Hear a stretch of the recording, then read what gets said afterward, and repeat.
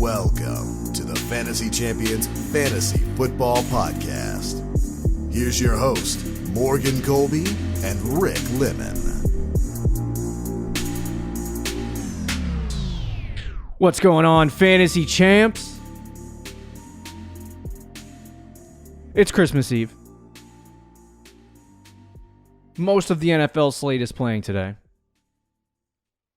And I wanted to bring you starts and sits for Week 16 as we enter in to the final week before Fantasy Championships. I friggin' can't believe it's already here. I can't believe the semifinals. These last 2 or 3 days are the final 2 days leading in to whether you're going to know if you're in your fantasy championship or not. My name is Morgan Colby. As you can see, Rick Lemon is not with me today. He had a busy week traveling back home to see his family from the great state of New Hampshire. And he will not be with us today. But he will be back on Monday. We should have a full slate of content next week with Week 17 preparing you for your fantasy championships, and he should be there for every single episode. At least I hope he would be. But either way, today we're going to talk about your Week 16 start and sit decisions before the games, which happen, in a couple of hours here. So check out this video before the games start. Watch it, listen to it. You can skim through the video if you want. It doesn't really matter. Or the podcast if you're listening to it. Figure out who you want to start, who you want to sit for this game. We got 3 starts. We got 3 sits. I'm going to get you in and out real quick because I know that you want to watch football, spend time with your family, and get prepared for the great day of Christmas tomorrow. And you could probably reference this episode again if there's some games on tomorrow that I talked about on this show that aren't playing until tomorrow. But anyway, before we jump into Week 16 starts and sits, check our website, fantasyjimmies.com. Follow us on Twitter, Instagram, Facebook, TikTok. If you're listening on Apple Podcasts, Spotify, Stitcher, or any other podcasting platforms, please leave a review and share this podcast with your friends. If you're watching on YouTube, subscribe, click the bell for notifications, like, and comment down below any questions you may have for us. So I'm going to walk you through 3 starts first, and then we'll jump into 3 sits, and we'll send you on your merry way and wish you a Merry freaking Christmas before we head into Week 17 championship week and discuss some of that. So let's start with the starts, obviously. Number one, let me pull out my phone so I can have more information here, is a guy by the name of Jerick McKinnon, and he is playing the Seattle Seahawks this week.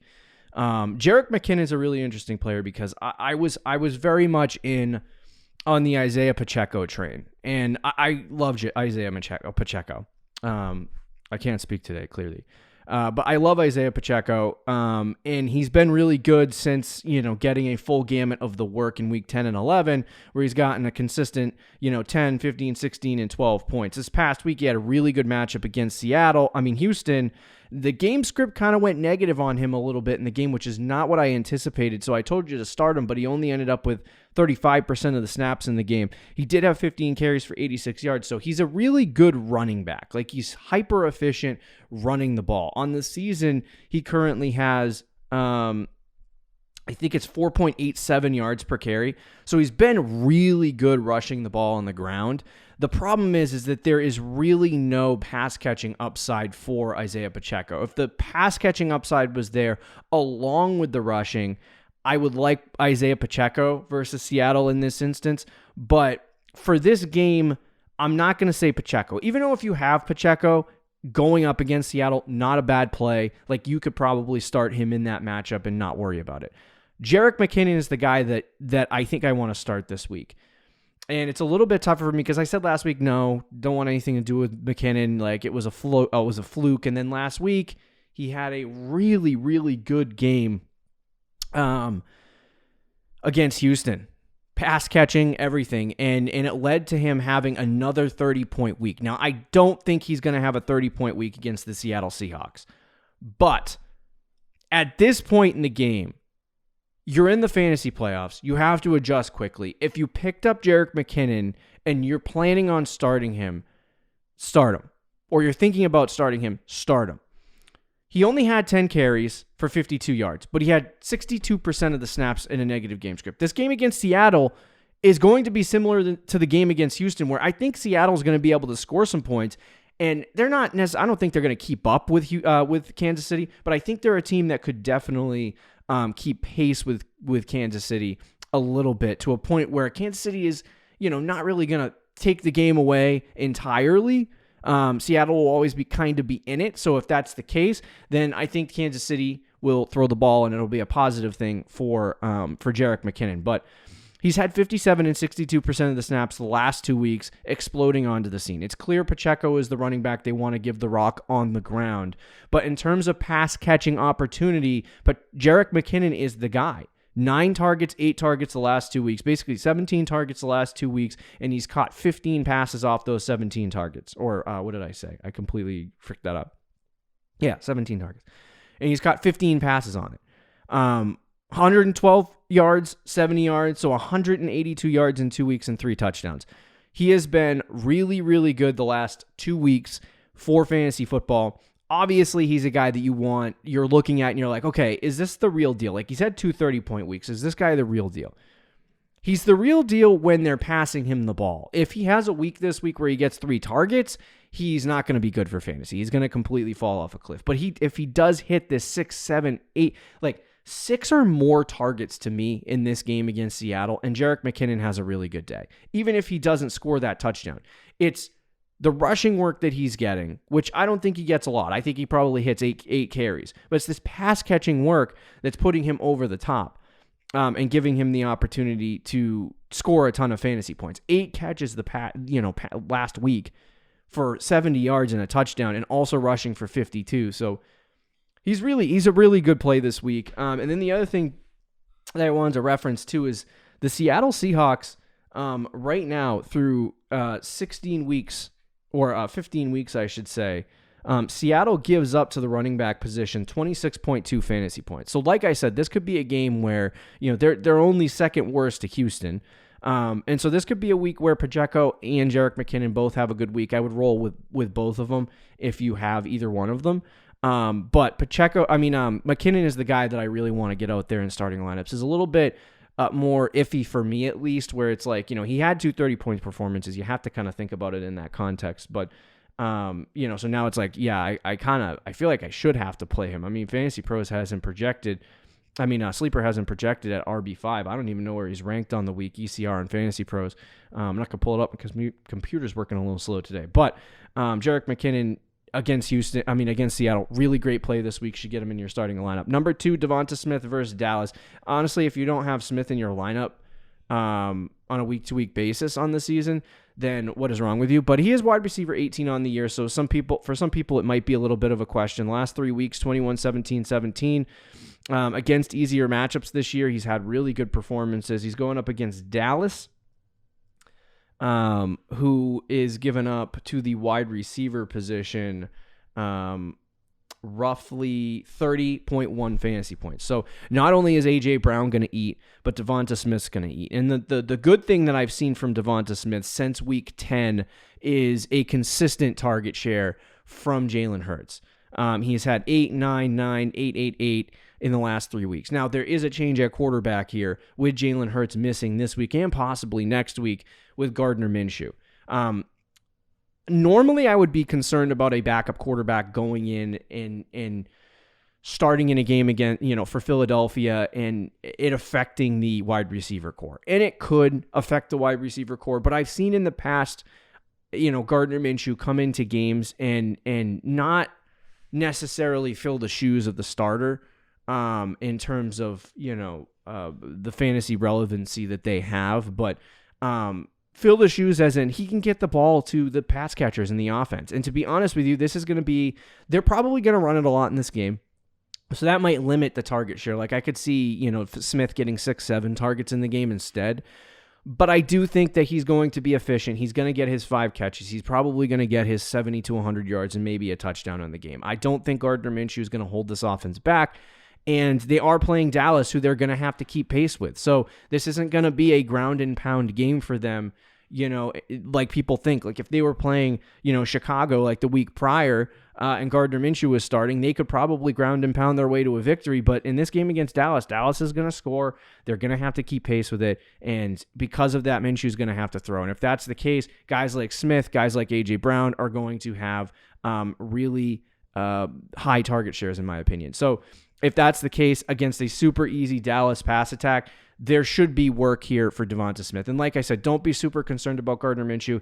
He doesn't really, in the past when he's come in for a starter, he's played really well and had success, and the fantasy assets that he's had around him have had success. So I would say Smith, A.J. Brown, those guys are fine. You also could see Miles Sanders have a really good week because he's going to dump it off to the running back, but start Devonta Smith versus the Dallas Cowboys. Final matchup we have for the starts is J.K. Dobbins versus the Atlanta Falcons. And the big thing about, I lost my notes here for a second, J.K. Dobbins versus Atlanta is Dobbins has, he's come back for the Ravens, and the Ravens desperately need a running attack. It's been clear for 2 seasons now. They bounce between several different running backs, and they need a one singular starting running back. He came back in week 14 against Pittsburgh, got 18 fantasy points on 43% of the snaps. He came back against Cleveland, had 38% of the snaps, not great, but he had 13 fantasy points. He hasn't really been getting pass catching work, but the last 2 weeks, he's had really good performances, rushing for 120 plus yards in 2 straight games and averaging about 8 or 9 rushing yards per attempt. He's been elite. He's going up against Atlanta this week, who actually realistically has been okay against running backs.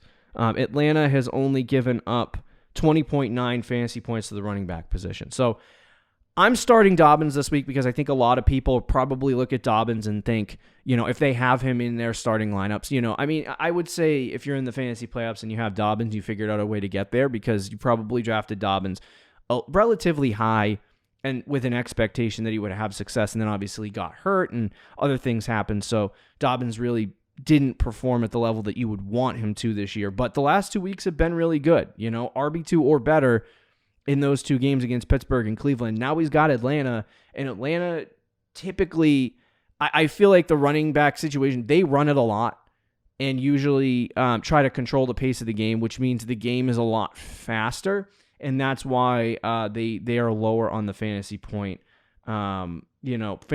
allowed list in terms of whether it's an easy matchup or a hard matchup. And I would say for Atlanta, they don't have a good defense. They don't have a good run-stopping defense at all. So to me, it's like J.K. Dobbins going up against Atlanta. Not only is he one of the most efficient running backs in the league when he's healthy and playing, but he's playing literally one of the worst defenses in the NFL. And I think for me, when you look at J.K. Dobbins, yeah, it's tough to watch Baltimore. Like, he's not going to be a guy that gets 50% of the snaps. You're going to see other guys out there like Gus Edwards if he plays, or Kenyon Drake if he plays, that will take opportunities away from Dobbins or whoever else really is in that backfield. But Dobbins will get in there. He'll get his 13 to 15 carries, and he will probably rush for 100 yards. And it's like, if he does that and then he tops a touchdown on top of it, you're talking about a 20 fantasy point week. And, for a guy that would be in your flex, that's a really good performance. So I would definitely want to get J.K. Dobbins out against Atlanta this week, and I would start him. There are your 3 starts. If you have any questions about the starts, please leave them in the comments. We'll try to get back to you before the games start today. But let's move on to the sits of the week. And these are guys, obviously, as we've talked about all season, that you should take out of your lineup at all costs this week. And the number 1 guy to start is Antonio Gibson versus the San Francisco 49ers. There's been a lot of weird stuff going on for Washington. It's clear that they wanted a physical ball protecting running back, so they drafted Brian Robinson. He comes in, after recovering from getting shot in the leg and has some success. Wasn't really great early on, but now he's coming on and starting to see a little bit more efficiency on the ground. He's still not great, so I wouldn't be worried about Brian Robinson taking. I would be worried about Brian Robinson taking opportunities away from Antonio Gibson, but Gibson's not a guy that is gonna I don't want him in my starting lineup either this week, is what I'm trying to say. Antonio Gibson is an interesting guy, and I think, at this point, he's really kind of fallen off. Since really week 11, he hasn't had any real fantasy relevancy, 8, 7, and 4. And this week going up against San Francisco, like if you had him on your bench and you're like, okay, I need to start this week, and you're looking for a guy to start, I really don't think it's Antonio Gibson. San Francisco gives up 13 fantasy points a game to the running back position. Antonio Gibson doesn't get much rushing work. Excuse me. He gets what you would normally anticipate from a starting running back in terms of, the pass catching work. And so if Robinson's in there taking like 15, 20 carries, Gibson's only getting like 4, 5, or 6, and then he's putting on, 3 catches on top of that. You're not going to have a big fantasy week. And this is going to be a week where you see Antonio Gibson probably get like 6, 7 points, and, Brian Robinson gets 6, 7 points. And then at the end of the day, you end up with, a very poor performance from Antonio Gibson in terms of what you anticipated or expected him to be. So I feel like if you start him this week, you're going to be sorely disappointed, and you're going to be hurt in fantasy football if you do. I doubt that you've been starting him, but this is just a very quick and easy reminder to not start Antonio Gibson. And typically, unless the running back is matchup proof, I don't like to start running backs against San Francisco anyway. So if you have Brian Robinson, like I said, and you're like, oh, I love Brian Robinson, maybe I should get him out there this week. No, not against San Francisco. Not a good idea. So I'd sit Antonio Gibson. I'd sit Brian Robinson and call it a day. Number 2 on this list is Allen Lazard. And this one also seems a little bit, especially after last week's performance against an easy matchup, this one seems a little bit more self-explanatory. But Allen Lazard only had 1.7 fantasy points last week against Los Angeles. And I think looking at him early in the season, just going through some of his matchups leading into the bye, 9, 14, 17, 13, 17, 11, 18, 7, 10, 4, 11, and then going up against the Los Angeles Rams at 1.7 fantasy points after the bye week. He's been consistent, but now you got Romeo Doubs back. You got Christian Watson, who's broken out, and, other guys that Aaron Rodgers likes to throw it to. This is going to be a game where, people are going to have to pass a lot, but I just don't want to take the risk on Allen Lazard. If he has a good week against Miami this week, I would be like, okay, yeah, I'll take that. And then I go into the championship week against Minnesota and be like, yeah, maybe I'll play Allen Lazard against Minnesota in a divisional matchup in a game where Aaron Rodgers is probably going to have to keep up, throw it a lot, and score a lot of fantasy points. But this week against Miami has, earlier in the season, they didn't have some of their safeties and corners. Javon Holland was missing time, and guys like that were missing time for Miami, which had weighted essentially the fantasy points in a negative direction. They've gotten some of those guys back, and so their pass defense over the last couple of weeks has improved and gotten better in recent weeks. So Allen Lazard's facing, a passing attack that's gotten some of their weapons back.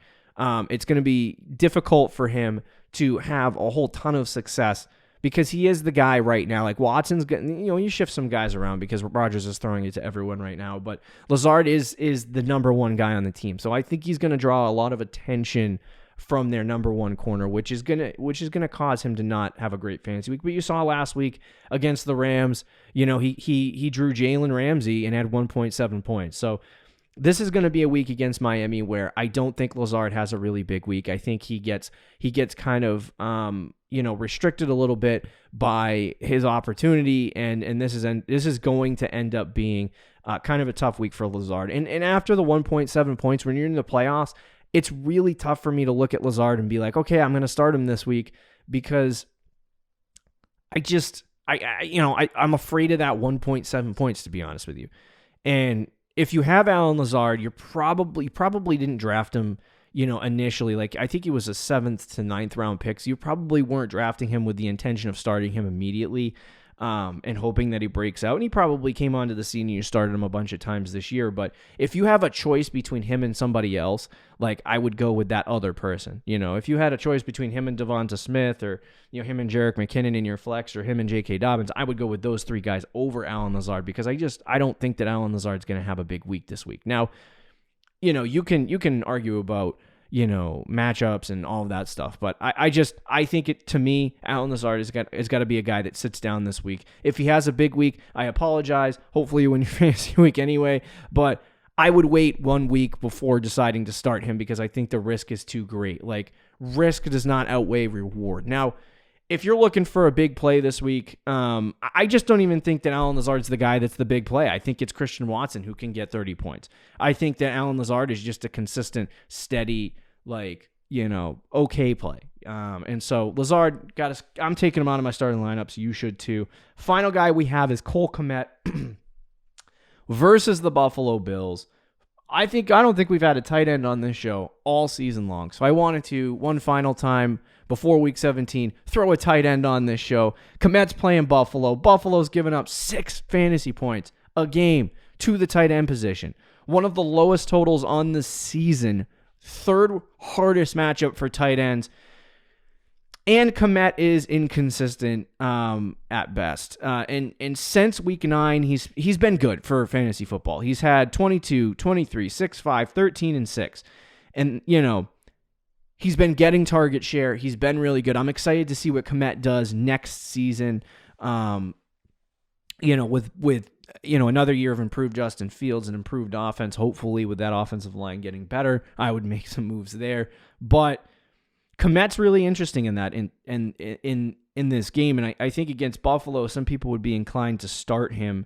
But he went on that huge stretch of games where it was a bunch of easy matchups. Earlier in the season, before he kind of broke out, he was getting like 2 targets, 3 targets, and he had terrible games. I mean, he had a decent game against Dallas, but a terrible game against Washington. The last 2 weeks against Philly and Green Bay, he had 13, and then he had 6. So to me, it's like it just depends on if he catches a touchdown, what kind of success he does have, and his target share. But against Buffalo, I think this is going to be a really tough out for not just like Justin Fields. I'm starting him this week, but I feel like he's definitely going to have a tough week. So if you're streaming tight ends and you're looking for a tight end to go with, Cole Kmet, definitely not a guy that I'm, running to the block and trying to add. I'm looking at Cole Kmet and kind of thinking, maybe I want to pull him out of the lineup this week and wait for a more advantageous start. If you have Cole Kmet and you're streaming tight ends, Detroit week 17, if you make your fantasy championship, is a really good matchup. Last time he played Detroit, he had 23 fantasy points, so I love that. But to get to your fantasy championship, Cole Kmet ain't getting you there against Buffalo, so I would sit him this week. There you have it. Starts and sits in the bag. Hopefully you win your fantasy matchups, go to your fantasy championships. We'll bring you a full slate of content next week. Hopefully you win. I'm trying to win in 2 different leagues, get to the championship in 2 different leagues, so I want to see that happen. Good luck this weekend, guys. See you later. Thank you for listening to the Fantasy Champions Podcast. Make sure you subscribe on iTunes and YouTube, and follow us on Twitter @TheFFChamps.